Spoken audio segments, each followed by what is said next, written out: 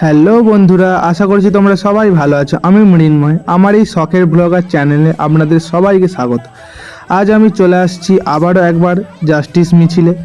এইখানে সেই জাস্টিস মিছিল আমাদের এই গণেশপুর থেকে শুরু হয়েছে জয়রামপুরের দিকে। আপনারা আমার পাশে থাকুন এবং ভিডিওটি দেখুন। আমি আপনাদের এই আরজি করের বিরুদ্ধে জাস্টিস মিছিলটা আপনাদেরকে পুরোটা ঘুরিয়ে দেখাচ্ছি।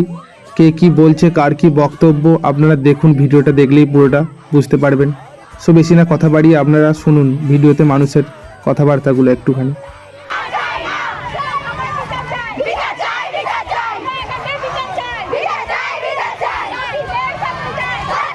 এখানে সবাই বলছে বিচার চাই, বিচার চাই, দোষীদের শাস্তি চাই।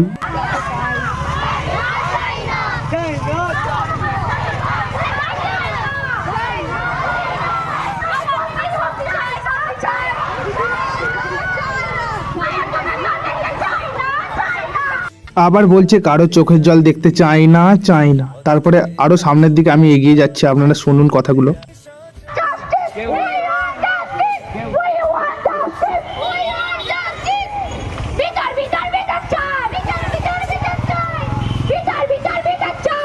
হ্যাঁ, এইখানে আপনারা শুনতে পাচ্ছেন এই দিদিরা জোরালোভাবে খুব আবেদন করছে, বিচার বিচার বিচার চাই। আপনারা শুনুন তারপরে।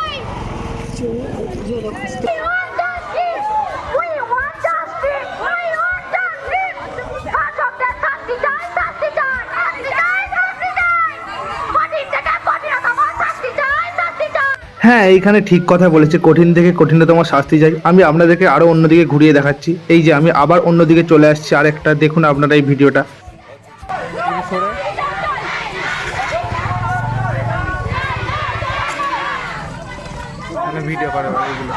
হ্যাঁ, আপনারা দেখতেই পাচ্ছেন, দোষীদের শাস্তি চাই, দোষীদের ফাঁসি চাই, দোষীদের সাজা চাই। এখানে অনেক রকমভাবেই অনেক কিছুভাবে আবেদন করছে।